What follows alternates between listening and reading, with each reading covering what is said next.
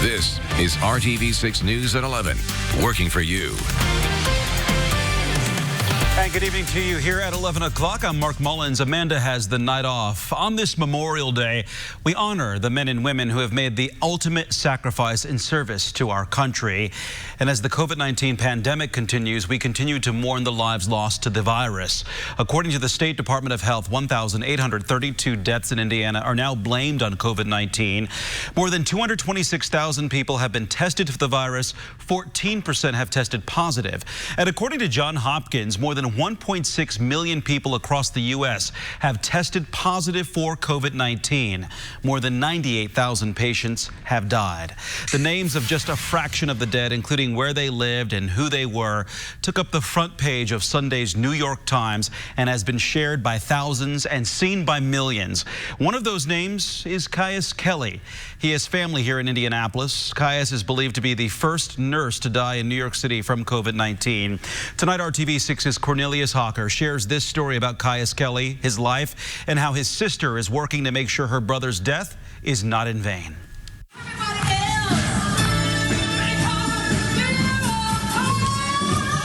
Growing up on into adulthood, Caius Kelly was always putting on a show. You just couldn't go out like just anybody. You went out with a bang. I grew up being a spectator, being an audience member, watching my brother perform. That's Caius' sister, Mariah Sharon, who told me her brother had big dreams.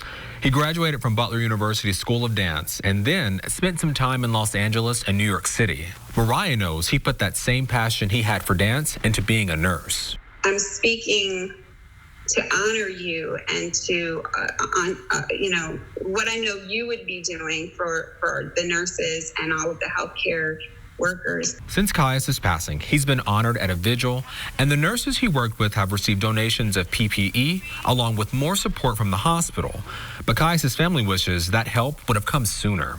I feel bad to some degree, but it's like a day late and a dollar short. Beyond the headlines about Caius being a hero nurse who sacrificed himself for his patients, his sister wants people to know more about his life. His birth name was Marion James Smith IV. So growing up, he was Jamie, James. I either called him James or brother. The name Caius came from his maternal grandfather, a man who refused to be in his life because he was mixed, black and white. I don't know all the layers of what it means because it was interesting when he chose Caius and legally changed his name. But this was our grandfather who wished him dead. While she'll never be able to ask him about his name change or other things in his life, she knows her brother wouldn't want her to dwell on that. Instead, she's doing what she knows he'd want her to do: tell his story and create some change in this world. His life and his message, there's so much more. If we could learn to love one another and walk with one another. Mariah is pushing for legislation, first starting in New York and then hopefully going nationwide, the Caius Kelly Protection for Healthcare Workers Act. It would mandate all hospitals, public and private, provide their employees with CDC-approved PPE. Mark? Cornelius Hawker with that story. We salute him and his sacrifice. Thank you, Cornelius. Now to the Storm Team 6 forecast. After some unseasonably cool days in May, it now feels like midsummer. Temperatures are in the 70s at this hour. Kevin is tracking more hot days ahead for us. Hey, Kevin. And the transition to more comfortable temperatures, Mark, is days away. Let me just show you 91 in Lafayette today. They led the way. 90 in Muncie. Otherwise, it felt like 90 everywhere because of the humidity. That's behind us. Our temperature right now still 75 degrees. 74 in Lafayette. It will be dry tonight. Don't expect to hear any thunder. The thunderstorms are near Champaign, Illinois. They're moving to the north. They'll stay in the land of Lincoln. Will be dry and mostly clear. 68 first thing in the morning. By noon, we're already above 80 degrees. And just like the last 3 days, there'll be some pop-up thunderstorms starting in the afternoon hours tomorrow. 85 for the high. I'm anxious to show you the big temperature change when highs will struggle to reach the 70s. That's coming up in just a bit. We'll see you soon in just a few minutes, Kevin. Thank you. Family members are calling for safety changes on the northwest side of Indianapolis after a crash killed 3 teenagers. When I tell y'all this is the worst pain ever, it's the worst pain, y'all. And I don't wish this pain on nobody. Today, loved ones held a balloon release and vigil for the victims near the scene of an accident at Kessler Boulevard North Drive and Knobscott Drive. Police say 15-year-old Kiara Brown, 13-year-old Tajiana Valez, and David Evans were walking in that area around 1:30 Saturday morning when a driver involved in a 3-car crash hit and killed the teens. As family and community members struggle to accept the tragedy, they say safety improvements are needed to prevent future deaths. The street up here on Kessler is terrible.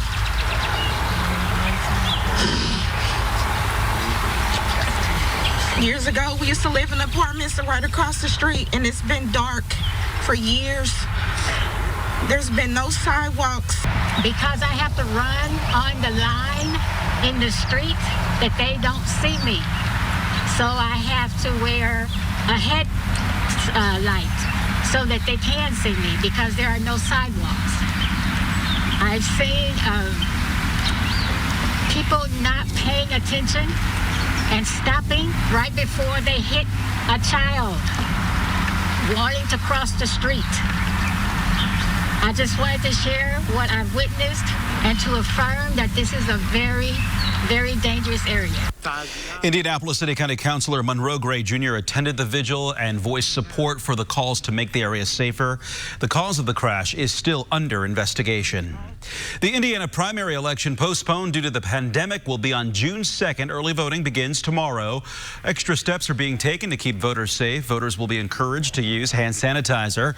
Poll workers will wear masks. You'll see markings to make sure you stay at least 6 feet away from the next person. And special hand coverings will be provided so you don't have to touch the voting screens directly. If you applied for and received an absentee ballot, the county clerk must receive that completed ballot by noon on June 2nd. One issue on the ballot in Marion County is a potential tax hike in Washington Township. Washington Township Schools is seeking $418 million in both operating and construction referenda. Supporters say the funds are necessary to improve student safety, improve teacher pay, and protect property values. But others say a pandemic is the wrong time to raise taxes.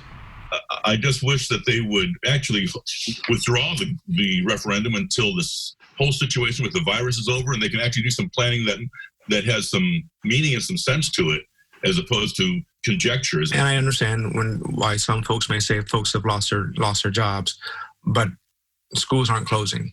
You know, once schools are back in session, we have to move forward with being teachers.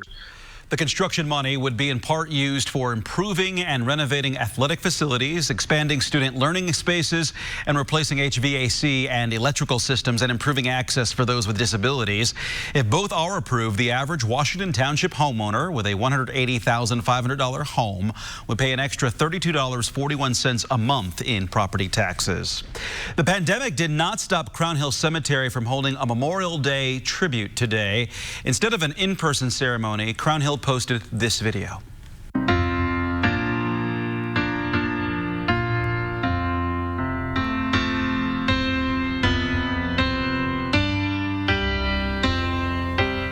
Crown Hill is one of the largest cemeteries in the country. There are multiple military sections on the property. And in Fishers, a warbird flyover marked Memorial Day. The city also held a virtual ceremony and a moment of silence to honor fallen military heroes. Some people around the country marked Memorial Day by crowding beaches, boardwalks, and pools. And while these scenes would usually be normal for the holiday weekend, they're raising alarms now as the pandemic continues. ABC's Ramina Puga has the latest on the country's struggle to balance reopening with safety. Crowds descending on scenic Lake Havasu, packed pools at Missouri's Lake of the Ozarks. If you're worried about it, stay home. If you don't want to catch it, then stay home. And rivers in Texas overflowing with tubers this Memorial Day weekend. If I get it, everybody else getting it. Hey, it's life. This club in Houston receiving about 300 complaints after being crammed with partiers defying social distancing guidelines. All the while, new cases of COVID-19 surging in several states. At least 11 still reporting increasing cases, including Arkansas, which is going through a second peak. And no end in sight for COVID cases in the food industry. Officials revealing ongoing outbreaks at 9 facilities in Los Angeles County. Just last week, Tyson Foods announcing more than a quarter of its total workforce at a poultry facility in North Carolina tested positive for the virus. These facilities are not equipped to really honor the safety protocol, which is social distancing and other methods that we are recommending in partially opening up the economy. That economic reality is harsh. A recent survey finding half of small business owners say they will be out of cash within a month. It's going to be very, very hard. There's no outdoor dining, there's no indoor dining. We can't survive off of to-go and to-go cocktails. And President Trump joining the nation in grief over the almost 100,000 lives lost. As one nation, we mourn alongside every single family that has lost loved ones. While indoor venues remain closed, the president now threatening to move the Republican National Convention from Charlotte if North Carolina's governor can't guarantee full attendance in the arena by August. In Colorado, Romina Puga, ABC News. Coming up, the first weekend of street closures along several busy Indianapolis areas is in the books. We checked in to see how the program is going so far. And next, I don't know that we can come out with a solid menu again. How the COVID-19 outbreak could change the restaurant industry forever. So you can find new roads with confidence. This is RTV6 News at 11, working for you. Restaurants are back open across central Indiana with varying restrictions, but being limited to patios or 50% capacity are not the only challenges they're facing. Scripps reporter Kai Beach explains how other hurdles caused by the pandemic could impact how much you pay. Sam's No. 3 downtown, how may I help you? Coronavirus concerns forced Sam's No. 3 diner to shut down for 7 weeks. And when they reopened for takeout orders only, they found challenges with fickle food cost. So prices are crazy right now. Owner Sam Armadas says before the pandemic, this iconic diner served nearly 1,700 people a day. Now they're lucky to make 70 meals from open to close. The supply chain is messed up. While Armadas is struggling with expiration dates and an erratic economy. Oh yeah, it scares you to death. Today an egg is 8 cents. Right before it was 25 cents an egg at least. Today we're dealing with food in the warehouse that has probably been in the warehouse since mid-March. From produce to proteins, economic experts say the cost for restaurants to do business is becoming more unstable. So there really are some disruptions all throughout the supply chain. Dr. Richard Sexton is a professor of agricultural and resource economics at the University of California, Davis. He says restaurants looking to rebound will not only have problems with food pricing, but also dealing with new health guidelines. The meat prices have risen and will probably continue to rise. Milk prices are down due to reduced demands, and people will be, at least at the outset, reluctant to sort of resume their normal habits. Despite the challenges, Sexton doesn't predict that extra cost will impact shoppers at supermarkets. The last thing a big grocery chain wants to be accused of is price gouging during the pandemic. They would rather be stocked out of product than raise price to equate the supply with the demand. We're going to hopefully adapt and change as it moves forward. Armada says this pandemic could even impact how they list their prices. You know, I don't know that we can come out with a solid menu again. It's almost as if we need to price weekly market value. Saying this is the new cost of doing business during the COVID-19 crisis. I'm Kai Beach reporting. New at 11, another busy night at restaurants on Mass Ave in downtown Indianapolis. The city shut down the road to traffic on Friday to help accommodate outdoor dining along the strip. We checked it out again tonight, and it appears business was booming as the holiday weekend wrapped up. Our crew spoke with several people, including a couple in town from New York City. They all gave positive reviews about the experience. It looked like a lot of the bars that were open, they were doing a pretty good job of distancing the tables. So I think it looked pretty good. In New York, the bars still aren't open, so we had nothing like this, so we wanted to get out and check it out. It's pretty nice. Reading in the paper that parking was going to be a problem on Mass Ave. There's people concerned about the streets being closed. That's not an issue at all. Broad Ripple, Georgia Street, and parts of Illinois are also closed for outdoor dining. The closures are expected to continue through July 4th. Indoor dining in Marion County is still restricted until at least June 1st. Visitors also appeared to be social distancing at Eagle Creek on this Memorial Day. And as you can see there were many people at the park, but groups looked like they were spread out. Indy Parks reopened Eagle Creek to vehicle traffic last Thursday. The department restricted access in April due to concerns that overcrowding could lead to the spread of COVID-19. A hot day for everyone who is outside today, Kevin. Brief relief, Mark, brought by some thunderstorms. Eagle Creek was one of those spots that had some thunder rumbling during the early evening hours. Today, 88. By the time we get to Saturday, high temperatures will be in the lower 70s. That's quite a change. And the morning low temperatures will be around 50. Tomorrow, 30% chance of thunderstorms, just like today. Most of us will be dry. Wednesday, Thursday into early Friday, though, probabilities of thunderstorms increases quite a bit ahead of the cold front that will make that rather dramatic temperature change. Humidity's going nowhere the next 3 days. It's very humid, which means anytime we get a thunderstorm to develop, it's going to produce some heavy rainfall.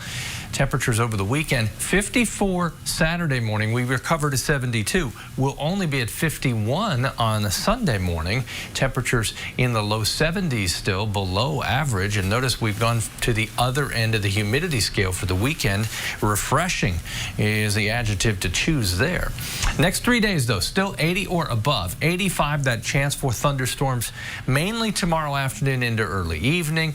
Then Wednesday and Thursday, thunderstorms become more likely, and I think we'll expand the hours where we may see some thunderstorms just about any time. Tomorrow, 82 at noon, 84, 85 for the afternoon high, just depending on the timing and location of some of these thunderstorms. Spotty coverage, so don't change your plans. 7 to 11, still showers and thunderstorms. They'll fade, though, after 9 o'clock because we lose that afternoon heating. There, the temperatures a little more influenced by consistent cloud cover or more clouds and more widespread thunderstorms. That's as we go into Wednesday. Temperatures much cooler. We've got 4 out of these 7 days where temperatures will be in the 70s, Friday, Saturday, Sunday, and Monday, and overnight lows in the 50s. That will be a very comfortable stretch, but until we get there, the daily chance of thunderstorms and the humidity with temperatures in the 80s. Mark? Kevin, thank you. Happy Memorial Day. A coffee shop on the Near East Side of Indianapolis prides itself on being more than a place to get a caffeine fix. WRTV's Brad Brown shows how the business has become a cornerstone of an up-and-coming neighborhood. There are hundreds of places to get a cup of coffee in Indianapolis, but few have the charm and history of the Needhammer building on the city's Near East Side. People come in, they come with their masks, they come in, but they want the coffee, they want friendship, they want some normalcy. It's the way life is right now, and so we put on a good face, we talk to people, and we try to be encouraging.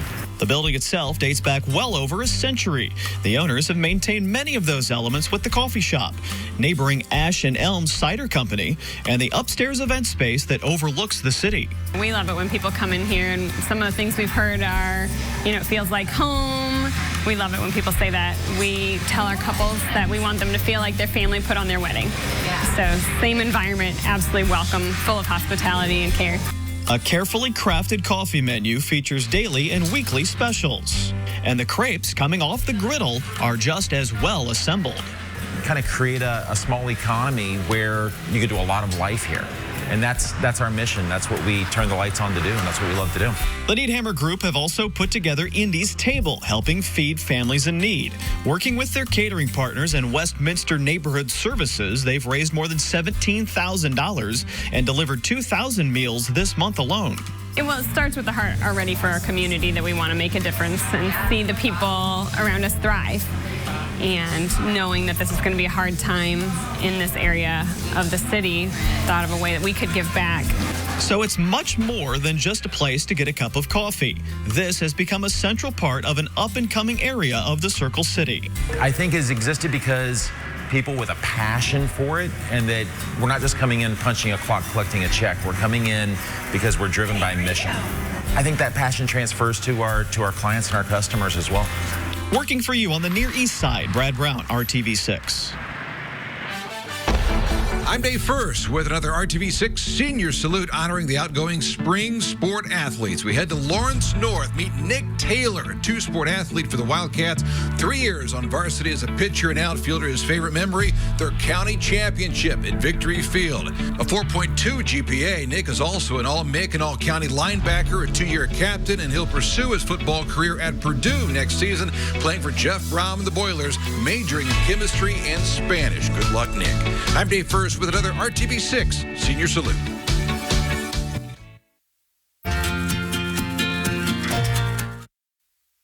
This is RTV6 News at 11, working for you.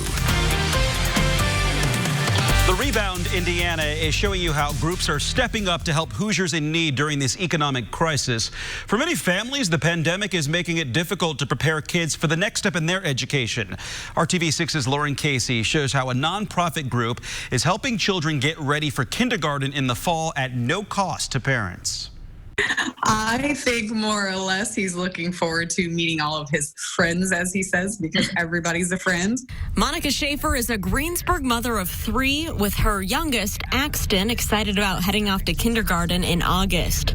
Schaefer's a working mom, just trying to make ends meet. I knew that there was some things that I was missing, that I was lagging on, and I wanted to give him the best, because he is a smart boy. So she applied for the Waterford.org Upstart program. Right now, a lot of parents are kind of taking on this homeschooling role, and they don't really know what to do. So what we want to do is kind of fit in there and give parents the tools that they need to do this at home. Kim Fisher with Waterford.org tells me the organization focuses on literacy for kids pre-K through the 6th grade. And Waterford's Upstart program for the summer is helping children prepare for kindergarten from home. So how important is it just getting them into kindergarten with the tools? Yeah. Getting them into kindergarten ready to go is so incredibly important. Research shows that a child's brain forms 90% between the ages of 1 and 5. So if you think about it, kindergarten, they're 5. But for many families just trying to make ends meet, especially during the pandemic, a little help goes a long way. When Monica's son Axton started the online program, Waterford.org provided him with a device. She took him to the library every weekday to access the internet. But when the libraries closed due to COVID-19, she didn't want him to lose the progress he already made. They really, really work to make sure that he has all the aspects. The organization provided internet access to the family for their home. It also provides parents with a coach so that they can take part in the learning right along with their child. We have a set time that we sit down every day, and he either does it with my significant other or with me. Coming from a kid that knew how to write a few letters to now he can actually sound out words.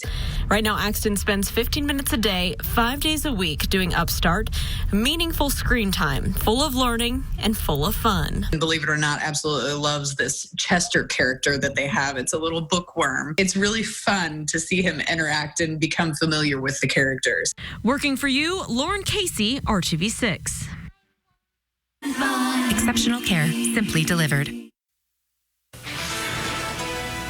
If you're headed back to work after a long holiday weekend, here's the game plan. Sunshine in the morning, temperatures by the time we get to noon pushing 80 degrees, and then afternoon highs close to the mid-80s with isolated thunderstorms. It should all sound familiar. Mark?